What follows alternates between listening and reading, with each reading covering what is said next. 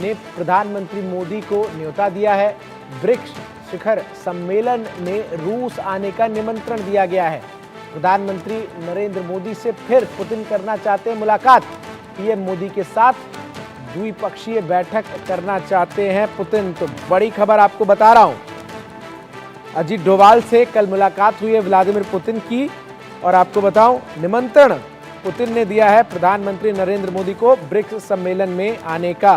तो ये बड़ी खबर इस वक्त आपको बता रहा हूं। रूस के राष्ट्रपति पुतिन से एनएसए अजीत डोभाल मिले और इस मुलाकात में इस बात पर भी चर्चा हुई कि जब प्रधानमंत्री नरेंद्र मोदी यूक्रेन के दौरे पर गए थे तो आखिर किस तरीके से वहां पर बातचीत हुई।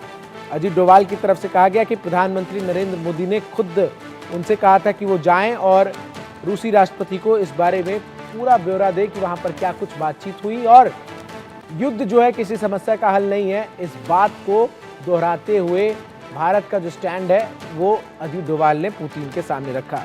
रूस और यूक्रेन के बीच जारी युद्ध में आने वाले समय में कुछ बड़ा मोड़ जो है वो देखने को मिल सकता है, क्योंकि प्रधानमंत्री नरेंद्र मोदी इस मामले को सुलझाने के लिए अब शिद्दत से लगे हुए हैं।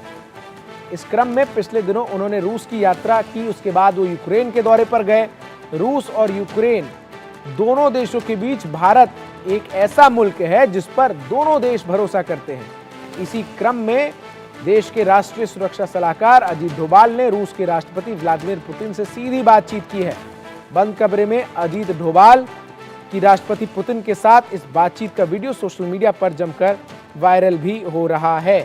हमारे साथ तमाम मेहमान जुड़ेंगे और हम चर्चा करके ये जानने की कोशिश करेंगे कि आखिर क्या भारत वो बड़ा रोल प्ले कर सकता है जिसका इंतजार पूरे विश्व को है। मेरे साथ इस वक्त मेजर जनरल रिटायर्ड JKS परिहार जुड़ रहे हैं, जो कि जाने माने डिफेंस एक्सपर्ट हैं। स्वागत है सर आपका। और सर, सबसे बड़ा सवाल जो इस वक्त पूरे विश्व के सामने है कि आखिर ये जंग रुकेगी कैसे, और जिस तरीके से प्रधानमंत्री के 2 दौरे रहे हैं, पहले रूस का, फिर यूक्रेन का, और फिर अजीत डोभाल का रूसी राष्ट्रपति पुतिन से मिलकर यूक्रेन के दौरे को लेकर पूरी तरीके से ब्रीफिंग करना, ये किस तरफ आपको जाता हुआ नजर आ रहा है? देखिए, पिछले 4 साल से चल रहे युद्ध में दोनों ही तरफ से थकान अब नजर आई है। सर, आपकी आवाज जो है वो टेक्निकल ग्लिच के कारण कट रही है, ये दुरुस्त हम करते हैं। तब तक एक बार फिर से मैं दर्शकों को बता दूं कि रूसी राष्ट्रपति व्लादिमीर पुतिन ने एक तरफ जहां भारत के प्रधानमंत्री नरेंद्र मोदी को ब्रिक्स शिखर सम्मेलन में रूस आने का न्योता दिया है, तो वहीं दूसरी तरफ पूरे विश्व में अब इस बात को लेकर चर्चा है कि भारत ही एकमात्र देश है जो रूस और यूक्रेन के बीच संधि करा सकता है, युद्ध विराम को लेकर दोनों देशों को सहमत कर सकता है। आखिर हम ऐसा इसलिए कह रहे हैं क्योंकि बीते दिनों जब प्रधानमंत्री नरेंद्र मोदी यूक्रेन में थे तो यूक्रेन के राष्ट्रपति ज़ेलेंस्की के साथ भी उनकी जो केमिस्ट्री नजर आई थी वो साफ तौर पर इस बात को दर्शा रही थी कि यूक्रेन चाहता है कि भारत इस पूरे मामले में जो है वो मध्यस्थता करे और रूस को इस पूरे मामले में वो समझाए। तो वहीं दूसरी तरफ रूस के राष्ट्रपति व्लादिमीर पुतिन तो खुले मंच से इस बात का जिक्र कर चुके हैं कि भारत ही एकमात्र ऐसा मुल्क है वैश्विक पटल में जो कि दोनों देशों के बीच इस जंग को रुकवाने के लिए मध्यस्थता के तौर पर काम कर सकता है। लेकिन इन सब के बीच प्रधानमंत्री मोदी को लेकर पुतिन ने बड़ा बयान भी दिया है और उन्होंने कहा है कि हमें प्रधानमंत्री मोदी का इंतजार है। तो पुतिन कह रहे हैं कि उन्हें प्रधानमंत्री मोदी का इंतजार है। आपको बताऊं, 22 अक्टूबर को द्विपक्षीय बैठक करे मोदी, ये पुतिन की तरफ से निमंत्रण दिया गया है। कजान में प्रधानमंत्री मोदी का इंतजार है। तो प्रधानमंत्री नरेंद्र मोदी को निमंत्रण भी अजीत डोभाल के जरिए जो दिया गया, और ये बीते 3 महीनों में दूसरी मुलाकात होगी अगर प्रधानमंत्री ब्रिक्स में शामिल होने के लिए जाते हैं। संभवतः ये पूर्ण है कि प्रधानमंत्री जाएंगे ही, लेकिन ब्रिक्स से भी बड़ी जो बात रहेगी वो ये रहेगी कि उनकी रूसी राष्ट्रपति व्लादिमीर पुतिन के साथ मुलाकात, क्योंकि जिस तरीके से प्रधानमंत्री ने हर बार, चाहे वो पुतिन हो या फिर ज़ेलेंस्की हो, दोनों को ये समझाया है कि आज के समय में युद्ध जो है वो किसी भी समस्या का समाधान नहीं है। शांति से किसी भी समस्या को आपसी मंच पर बैठकर जो है वो एक साथ सुलझाया जा सकता है और भारत मध्यस्थता करने के लिए आगे से तैयार है अगर दोनों देश इसके लिए राजी हों। लेकिन कजान में होने वाले ब्रिक्स समिट में प्रधानमंत्री नरेंद्र मोदी जब पहुंचेंगे तो उनकी मुलाकात रूस के राष्ट्रपति व्लादिमीर पुतिन से होगी और ये मुलाकात जो है वो काफी अहम रहने वाली है। आपको बताऊं कि एनएसए अजीत डोभाल रूस की यात्रा पर पहुंचे और आपको बताया वहां उन्होंने रूस के राष्ट्रपति व्लादिमीर पुतिन से मुलाकात की और डोभाल और पुतिन के बीच मुलाकात सेंट पीटर्सबर्ग में हुई और इसका एक वीडियो भी सामने आया। इस दौरान डोभाल ने पीएम मोदी को यूक्रेन विजिट की जानकारी भी दी। एनएसए ने बताया कि जैसे कि प्रधानमंत्री ने आपसे टेलीफोन पर बातचीत की थी, वो आपको अपनी यूक्रेन यात्रा और राष्ट्रपति जेलेंस्की के साथ हुई मुलाकात के बारे में जानकारी देने के लिए उत्साहित थे। वो चाहते थे कि मैं रूस जाऊं और व्यक्तिगत रूप से खासतौर पर आपसे मिलूं और आपको उस बातचीत के बारे में बताऊं। दोनों के बीच बातचीत बहुत क्लोज फॉर्मेट में हुई। इसमें केवल 2 नेता थे, उनके साथ उनके 2 लोग थे जिसमें मैं भी प्रधानमंत्री के साथ था और मैं इस बातचीत का गवाह हूं, ये कहा गया। आपको बता दें अजीत डोभाल की तरफ से। संजीव श्रीवास्तव मेरे साथ जुड़ रहे हैं जो कि जाने माने डिफेंस एक्सपर्ट हैं। संजीव जी, स्वागत है आपका। संजीव जी, किस तरीके से आप देख रहे हैं, एक तरफ प्रधानमंत्री नरेंद्र मोदी का पहले रूस जाना, पुतिन से मुलाकात करना और पुतिन के सामने इस बात का जिक्र करना कि युद्ध जो है वो समाधान नहीं है, उसके बाद फिर उनका यूक्रेन जाना, जेलेंस्की से भी उनका मुलाकात और जिस तरीके की केमिस्ट्री नजर आई और वहां भी इसी बात को जो है दोहराना, और ऐसे में पूरे विश्व को इस वक्त भारत से काफी उम्मीदें नजर आ रही हैं। जी, निश्चित रूप से भारत अपना पूरा प्रयास इस संदर्भ में कर रहा है कि किस तरीके से रशिया और यूक्रेन के बीच का ये युद्ध है ये समाप्त हो और दोनों के बीच में एक संवाद की प्रक्रिया शुरू हो। और भारत के प्रधानमंत्री श्री नरेंद्र मोदी ने समय समय पर लगातार इस युद्ध के संदर्भ में ये कहा है कि जो भी शांति के प्रयास इस युद्ध को समाप्त कराने के लिए किए जाएंगे उसमें भारत अपना पूरा सहयोग देने के लिए तैयार है। और यद्यपि कि भारत इस पूरे रशिया यूक्रेन के युद्ध में कोई ओपन मीडिएशन नहीं कर रहा है, क्योंकि जब तक कोई सभी जो कॉन्फ्लिक्टिंग पार्टीज हैं, चाहे वो अमेरिका, नेटो, रशिया, यूक्रेन, सभी जब तक ऐसा भारत से करने का आग्रह नहीं करेंगे तब तक भारत कोई ओपन मीडिएशन तो नहीं कर रहा है, ऐसी बात नहीं कर रहा है। लेकिन जो शांति के स्थापना की दिशा में, संवाद की प्रक्रिया को शुरू करने की दिशा में जो भी एक वातावरण को निर्माण करने का जो प्रयास है, उसमें भारत मेरे असेसमेंट के मुताबिक वर्तमान समय में सबसे महत्वपूर्ण भूमिका निभा रहा है। और जैसा कि आपने स्वयं कहा कि भारत के प्रधानमंत्री श्री नरेंद्र मोदी ने रशिया की यात्रा की थी, राष्ट्रपति पुतिन से उनकी मुलाकात हुई थी, उसके बाद उन्होंने यूक्रेन की यात्रा की और अब हमारे राष्ट्रीय सुरक्षा सलाहकार श्री अजीत डोभाल रशिया की यात्रा पर गए हैं। हालांकि वो ब्रिक्स के राष्ट्रीय सुरक्षा सलाहकारों के एक सम्मेलन को में शिरकत उन्होंने की, लेकिन साथ ही साथ उन्होंने रशिया के राष्ट्रपति व्लादिमीर पुतिन से भी मुलाकात की है और प्राइम मिनिस्टर मोदी के यूक्रेन के राष्ट्रपति जेलेंस्की के साथ हुए जो भी उनके वार्तालाप और उनकी जो बातचीत हुई है उसके साल को उन्होंने सीधा राष्ट्रपति पुतिन और इसी से जुड़ी ये जो पॉइंट आपने उठाया, इसी से जुड़ी बड़ी खबर मैं दर्शकों को बता दूं, जहां अजीत डोभाल ने पुतिन को प्रधानमंत्री मोदी का संदेश दिया है। पीएम पर्सनली चाहते थे कि मैं रूस आकर आपसे मिलूं। यूक्रेन में बातचीत बहुत क्लोज फॉर्मेट में हुई। यूक्रेन में सिर्फ जेलेंस्की और प्रधानमंत्री मोदी की मुलाकात हुई। जेलेंस्की प्रधानमंत्री मोदी के साथ सिर्फ 2 लोग थे और वहां मैं भी मौजूद था, मैं उस बातचीत का गवाह था और मुझे प्रधानमंत्री ने कहा कि मैं यहां आऊं, आपसे मुलाकात करूं और आपको प्रधानमंत्री नरेंद्र मोदी की यूक्रेन विजिट को लेकर ब्रीफ करूं। तो ये बड़ी खबर आपको मैं बता रहा हूं और जिस तरीके से इस पूरे मामले में अब भारत का जो रोल है वो लगातार बढ़ता हुआ नजर आ रहा है। जेकेएस परिहार, रिटायर्ड डिफेंस एक्सपर्ट मेरे साथ जुड़ रहे हैं, मेजर जनरल जेकेएस परिहार, बहुत बहुत स्वागत है आपका। और सर, सवाल अब ये है कि क्या भारत वो रोल प्ले कर सकता है जो पूरी दुनिया के कई देश जो है चाह तो रहे हैं पर कर नहीं पा रहे हैं।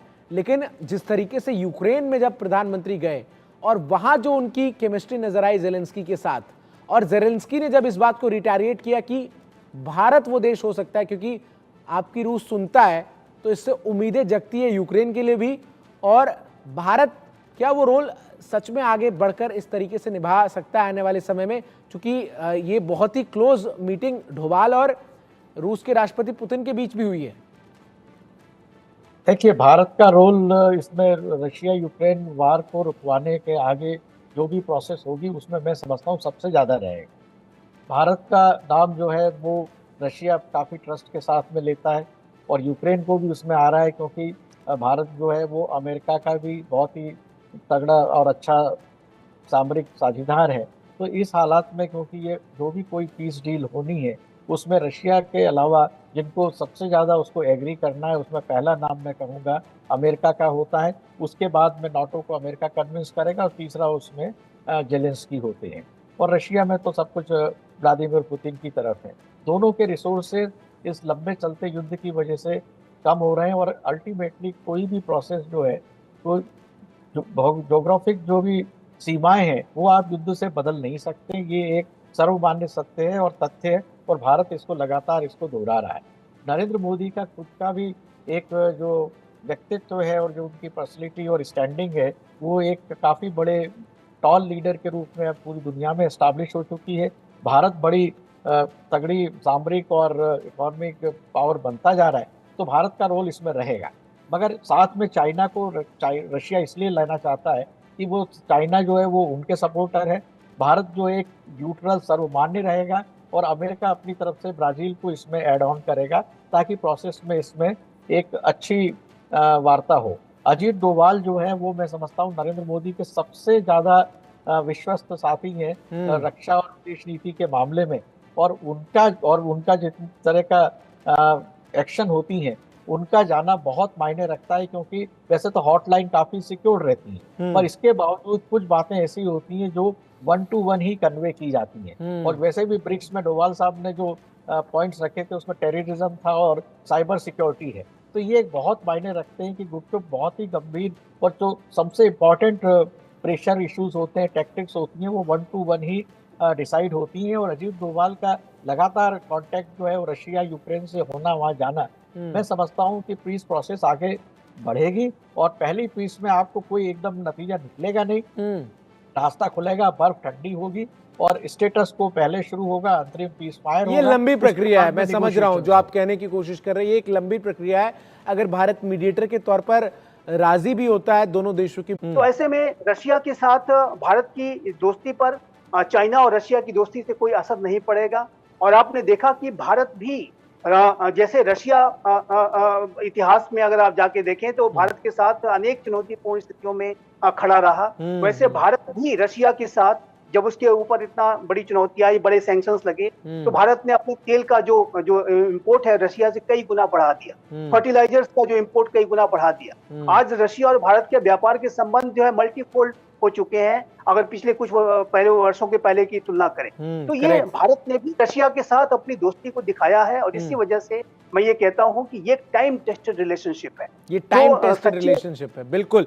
लेकिन एक चीज जो बेहद अहम हो जाती है ऐसी सिचुएशन में जेकेएस परिहार सर, वो ये है कि भारत जहां एक तरफ लगातार दोनों देशों के राष्ट्राध्यक्षों से जब मुलाकात करता है, प्रधानमंत्री जब वहां पहुंचते हैं, तो जो केमिस्ट्री उनकी दोनों देशों के साथ नजर आती है। जब वो पुतिन से मिलते हैं तब वो उनके फेस पर इस बात को कहते हुए नजर आते हैं कि जो वॉर है वो आज के समय में एक सॉल्यूशन नहीं है।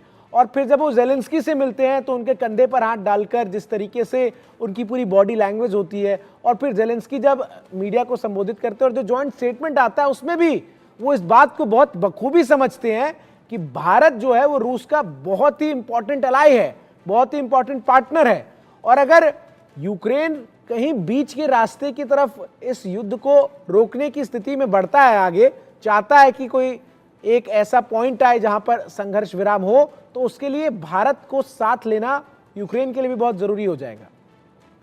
देखिए, कोई भी पीस अकॉर्ड होता है तो उसको हम कहेंगे ये समन्वय होता है। इसमें दोनों पक्षों की जीत नहीं होती और दोनों पक्षों की जीत भी होती है। मतलब ये बिल्कुल साफ है कि आपको अपनी जो हार्ड लाइंस होती हैं उस पर कॉम्प्रोमाइज करना ही होगा, चाहे वो जी। रशिया हो, चाहे यूक्रेन हो, चाहे नाटो हो। हम्म। एक स्ट्रेट फॉरवर्ड अगर होगा वो तो सरेंडर होता है, और वो सरेंडर आज के उसमें कोई कोई भी देश उसको करेगा नहीं। रहा सवाल भारत का, तो भारत की भूमिका जो है वो एक ऐसी है कि जिसको दोनों पक्ष जो है वो रिस्पेक्ट के साथ में म्यूचुअल अंडरस्टैंडिंग में एग्री करेंगे। चाइना को कोई अमेरिका बिल्कुल 100% एग्री नहीं करेगा। भारत के जिस तरह से यूक्रेन के साथ में डिप्लोमेटिक रिलेशन है, दूसरे रिलेशन है, हमारे अमेरिका के साथ में है, और तो उसमें ये सब मान के चलते हैं कि भारत एक जो है परिपक्व और एक अच्छा समाधान इस समस्या का दे सकता है। तो हर हालत में भारत की भूमिका, क्योंकि वो दोनों पक्षों को मान्य है, तो सही में रियल मीडिएटर जो है वो भारत ही कर सकता है। वो रशिया को कन्विंस कर सकता है कि आपको इस लेवल के तक तो आपको आना ही होगा, और सेम वे में वो अमेरिका को और यूक्रेन को भी कह सकते हैं कि आपको कुछ जिदें छोड़नी होंगी। लाइक वो क्रीमिया की जिद है, मैं नहीं समझता हूँ कि क्रीमिया को रशिया किसी भी हालत में छोड़ेगा। वो जो है ईस्टर्न यूक्रेन में कॉम्प्रोमाइज करेगा, पूरा नहीं छोड़ेगा, करेगा। नाटो में यूक्रेन जाएगा, उसको वो नहीं रोकेगा। तो इस तरह के लेन देन इसमें जो है डेफिनेटली होंगे, और रिहेबिलिटेशन प्रोसेस में रशिया भी यूक्रेन में हेल्प करेगा। ये भी मुझे लगता है कि रशिया उसको मानवीयता के आधार पे उसको एग्री करेगा। आप मोदी जी का देखिए कि मोदी जी की ये हिम्मत थी कि उन्होंने पुतिन के सामने, पुतिन के घर में पुतिन को कहा है कि आपने बच्चों के अस्पताल पे जो गोलाबारी, जो मिसाइल हुए हैं वो गलत है। ये एक बहुत बड़ा संदेश है जो सारी दुनिया में गया है कि मोदी जी जो है वो बिल्कुल रूस का पूरा पक्ष नहीं लेंगे, वो एक सर्वमान्य और निष्पक्ष भूमिका निभाते हुए जो सबसे अच्छा इसमें सॉल्यूशंस निकल सकता है उसको वो प्रेस करें। ठीक है संदीप श्रीवास्तव जी, अगर हम इंटरनेशनल पॉलिटिक्स के लिहाज से भी भारत की इस स्थिति को दोनों देशों के बीच की समझने की कोशिश करें, तो जैसा कि आपने खुद बताया कि रशिया के साथ जो हमारा ट्रेड है वो रूस यूक्रेन युद्ध के बाद और बढ़ा ही है। वहीं दूसरी तरफ यूक्रेन की अपील जो थी कि आप रशिया के साथ ट्रेड को रोकिए ताकि वो इस बात को समझे कि जो वो यूक्रेन में कर रहा है वो गलत है। लेकिन चूंकि रूस ने जब यूक्रेन पर हमला किया था तभी इस बात को स्पेसिफाई कर दिया था कि हम अपने हितों की रक्षा के लिए जो है वो हमला कर रहे हैं, और स्पष्ट था पुतिन का। लेकिन उस समय ऐसा लग रहा था कि ये 4 से 5 दिन के अंदर जो है पुतिन कामयाब हो पाएंगे। लेकिन जिस तरीके से युद्ध अब घिंचता हुआ नजर आया और 2 साल जो है वो होने को है अब, तो ऐसे में बड़ा सवाल तो अब यही है कि बीच का पॉइंट जो है वो क्या है इस युद्ध को लेकर। क्या ये एक ऐसा विवाद हो जाएगा और एक ऐसा युद्ध हो जाएगा जो चलता ही रहेगा, या फिर कोई एक पॉइंट आपको आने वाले समय में नजर आता है जहां पर दोनों पक्ष आकर एक आम सहमति बनाते हुए नजर आ सकते हैं? देखिए, इस युद्ध की अगर वास्तविक प्रकृति की बात करें तो ये युद्ध महाशक्तियों के बीच में लड़ा जा रहा है, और महाशक्तियों के बीच में ये इनडायरेक्ट तरीके से लड़ा जा रहा है। क्योंकि और एक तरफ जहां रशिया है, वहीं दूसरी तरफ यूनाइटेड स्टेट्स ऑफ अमेरिका और नेटो है। यूनाइटेड स्टेट्स ऑफ अमेरिका और नेटो यूक्रेन को पूरी सैनिक और आर्थिक मदद दे रहे हैं। और जैसा कि आपने स्वयं कहा कि यदि यूक्रेन को यूनाइटेड स्टेट्स ऑफ अमेरिका और नेटो ने सैनिक और आर्थिक मदद नहीं दी होती तो यूक्रेन 1 हफ्ते से ज्यादा समय तक रशिया के सामने टिक नहीं सकता था। लेकिन ये युद्ध अब 2.5 वर्षों से भी ज्यादा लंबा खिंचा है, और ये तभी यूक्रेन लड़ पाया है जब यूनाइटेड स्टेट्स ऑफ अमेरिका और नेटो ने उसे पूरी सैनिक और आर्थिक मदद दी। और ये जो महाशक्तियां हैं ये यूक्रेन के टेरिटरी का इस्तेमाल एक बैटल ग्राउंड के तौर पर कर रही है। यूक्रेन के सैनिकों के कंधों पर रख करके बंदूकें चलाई जा रही हैं, और ये जो महाशक्तियों के बीच में वर्चस्व की प्रतिद्वंदिता चल रही है, अपरोक्ष रूप से ये युद्ध लड़ा जा रहा है। डायरेक्ट तरीके से महाशक्तियां लड़ नहीं सकती, क्योंकि जिस दिन ये डायरेक्ट तरीके से एक दूसरे को शूट करना शुरू कर दे अमेरिका और रशिया, उस दिन आप समझ लीजिए कि तीसरा विश्व युद्ध शुरू हो गया, और वो कभी भी न्यूक्लियर थ्रेशोल्ड क्रॉस हो सकता है, और ये एक म्यूचुअली एश्योर्ड डिस्ट्रक्शन जिसे हम कहते हैं, सर्वनाशी स्थितियों को जन्म दे सकता है, नाभिकीय युद्ध छिड़ सकता है, जो कि कोई भी महाशक्ति नहीं जाना चाहेगी उसमें। लेकिन जो वर्चस्व की प्रतिद्वंदिता है, जो महत्वाकांक्षाएं हैं वो बड़ी हैं। रशिया के राष्ट्रपति व्लादिमीर पुतिन बेहद महत्वाकांक्षी हैं। वो पूरे रशिया का गौरव उसी तरीके का स्थापित करने की महत्वाकांक्षा रखते हैं जो एक समय जैसा कि सोवियत यूनियन के समय में था। और वहीं अमेरिका और नेटो अपनी जो एग्जिस्टिंग हेजेमोनी है उसको डिफेंड करने की कोशिश कर रहे हैं। तो ये जो युद्ध है ये महाशक्तियां लड़ रही हैं, और जब तक मेरा ऐसा स्पष्ट रूप से मानना है कि जब तक ये महाशक्तियां यहाँ संवाद के लिए तैयार नहीं होंगी तब तक इसमें शांति नहीं होगी। और इसमें मैं कहूंगा कि यूनाइटेड स्टेट्स ऑफ अमेरिका के जो इलेक्शंस चल रहे हैं उसके रिजल्ट आने के बाद ही इसमें कोई बड़ी प्रगति हो सकती है शांति के प्रयासों में।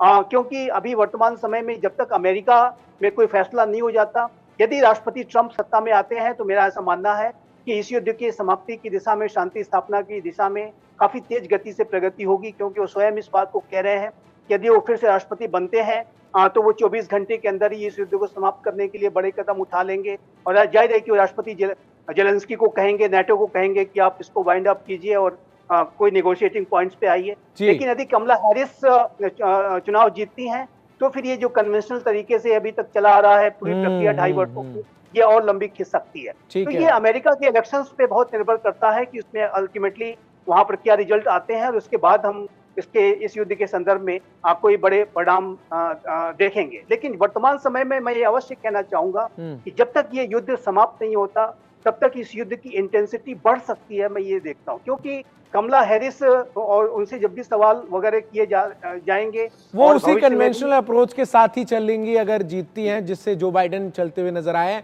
ये जो है साफ तौर पर नजर आता है। और पुतिन से जब पूछा गया तो उन्होंने भी पसंद कमला हैरिस को भी बताया, ये भी बहुत इंटरेस्टिंग था। संजीव जी, बहरहाल आपका बहुत बहुत शुक्रिया, संजीव श्रीवास्तव जी आपका और परिहार सर आपका हमारे साथ जुड़कर जो बातें हैं उसको रखने के लिए। तो कुल मिलाकर ये है कि भारत दोनों देशों के बीच जंग को रोकने की मध्यस्थता को तो तैयार है, लेकिन सबसे अहम होगा प्रधानमंत्री जब ब्रिक्स के लिए पहुंचेंगे कजान में, तब वो रूसी राष्ट्रपति पुतिन के साथ जो बातचीत करते हैं वो ही दिशा और दशा तय करेगा कि आखिर रूस और यूक्रेन की जंग आगे किस तरफ बढ़ेगी।